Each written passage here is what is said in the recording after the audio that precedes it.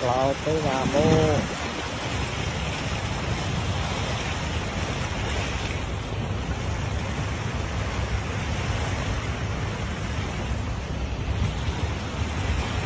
Oh, iki motorku iki.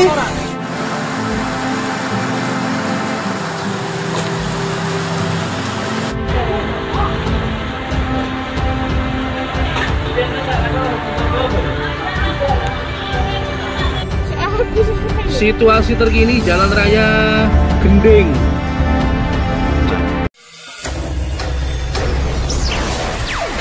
Salam Kopastus.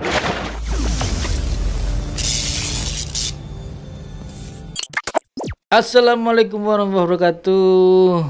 Salam Kopastus. Semoga kita semua dalam keadaan sehat, dimurahkan rezeki, sukses selalu, amin. Banjir di Jawa Tengah. Mungkin ini bukan hal yang baru ya. Saya dengar tentang banjir di daerah Jawa Tengah, terutama di daerah Pantura, dari Tegal, Pekalongan, kemudian Semarang, Demak, Jepara, sampai Tuban sana. Itu udah langganan di jalur Pantura. Setiap tahun bisa jadi ada banjir. Ini mungkin sudah puluhan tahun berjalan, puluhan tahun berlalu ya. Fenomena banjir ini entah itu memang karena rob air laut atau terjadi setelah musim kemarau panjang kemudian masuk musim penghujan.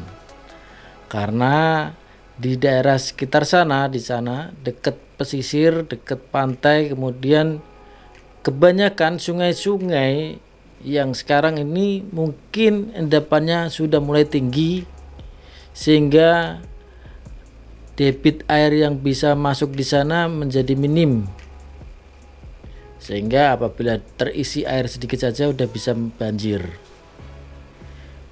Ini sudah langganan kalau banjir tahunan yang terjadi pada bulan-bulan April, Mei, Juni sampai Juli mungkin ya.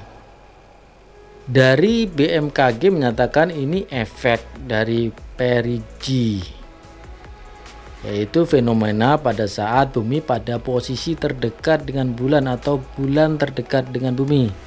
Jadi pada saat itulah air terkena gravitasi ke bulan sehingga air permukaan laut naik yang mengakibatkan banjir di daerah-daerah tersebut. Yang paling parah terjadi di daerah Semarang karena sampai bendungan atau tanggulnya menjadi jebol ya. Ini di dekat pelabuhan Tanjung Emas. Kita tidak tahu seberapa kekuatan atau ketebalan tanggul ini, ketinggiannya sehingga bisa sampai jebol.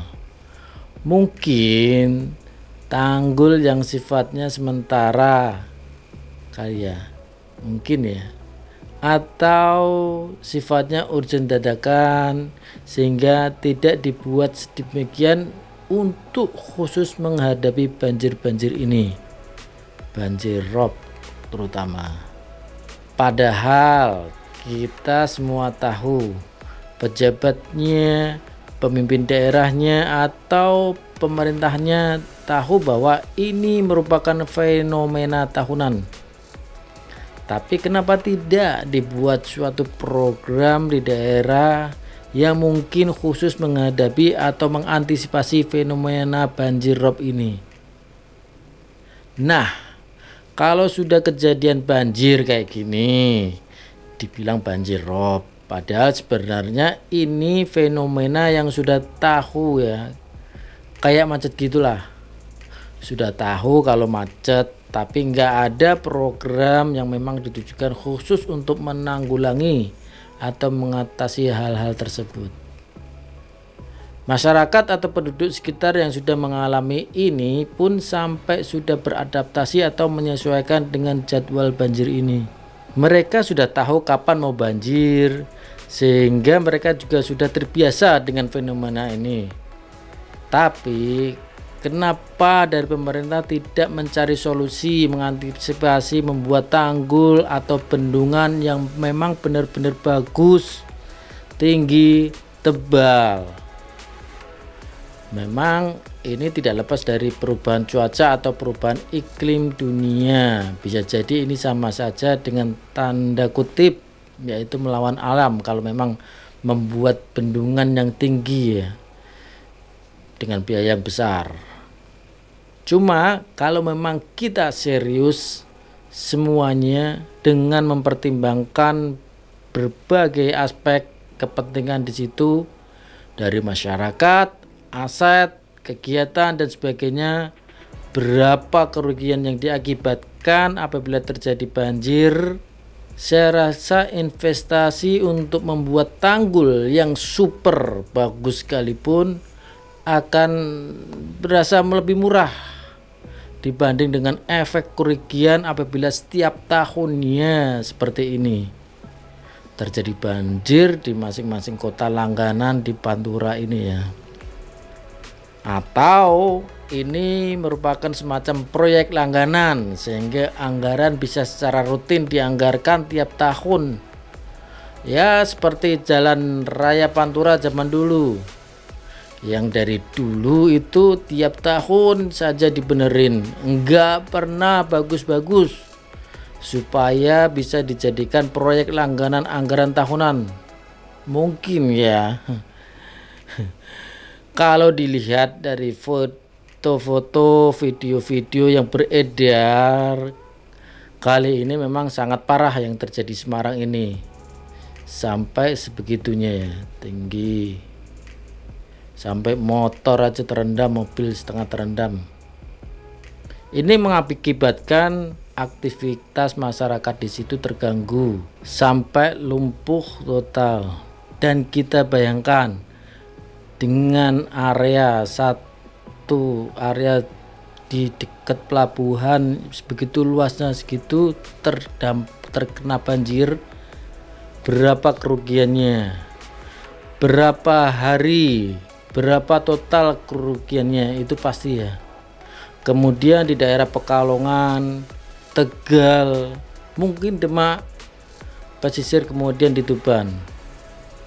Kalau sudah terjadi seperti ini banjir, baru deh aparat pemerintah, kemudian Pemda mulai sibuk panik, terus berbondong-bondong mengunjungi ke area atau lokasi bencana atau banjir itu.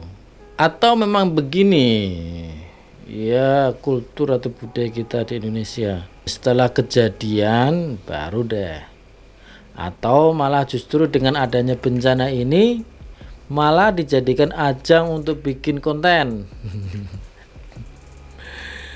Cari popularitas atau naikin elektabilitas supaya dipikir atau dianggap peduli kepada rakyatnya atau masyarakatnya.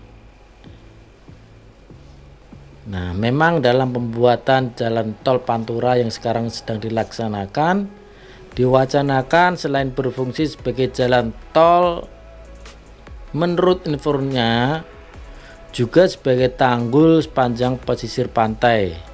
Cuma apakah sudah dipertimbangkan juga untuk bisa membendung hantaman ombak, angin dan sebagainya waktu nanti dengan jalannya waktu yang panjang? Kalau secara teknis mungkin sudah dipertimbangkan masing matang oleh insinyurnya ya. Cuma kalau memang belum ya tidak ada salahnya kalau meniru ke negara-negara yang posisi daratannya di bawah permukaan air laut seperti Belanda kayak gitu ya. Pasti bisa, mungkin Belanda malah daerahnya lebih rendah di bawah permukaan laut. Tapi bisa saja mengantisipasi. Apalagi di Jawa ini atau khususnya di Pantura yang sering banjir langganan ini kan hanya bulan-bulan tertentu saja. Langganan banjir sebenarnya tidak setiap hari atau sepanjang tahun banjir atau terendam di bawah laut. Mungkin agak lebih mudah seharusnya sih ya. Yang pasti kekuatan tanggulnya harus dibikin secara matang, ditargetkan pembuatan sekali, kemudian bisa bertahan sampai ratusan tahun. Mungkin nilai investasinya akan lebih berharga daripada setiap tahun harus dirugikan dengan banjir atau yang dibilang rob ini ya.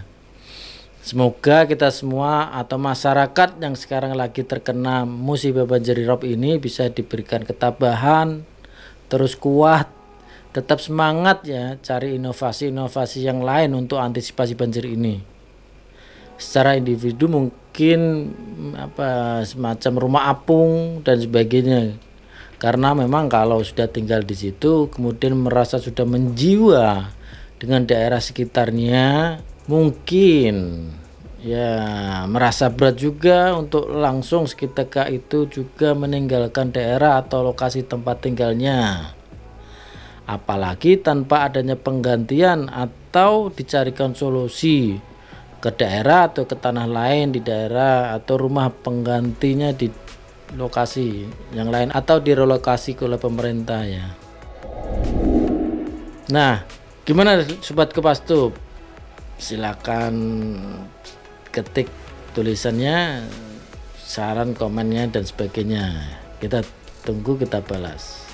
Terima kasih sudah pantengin video kita. Jangan lupa pantengin video-video kita yang lain yang ada di playlist. Sampai jumpa. Salam Kopastus. Wassalamualaikum warahmatullahi wabarakatuh. Salam Kopastus.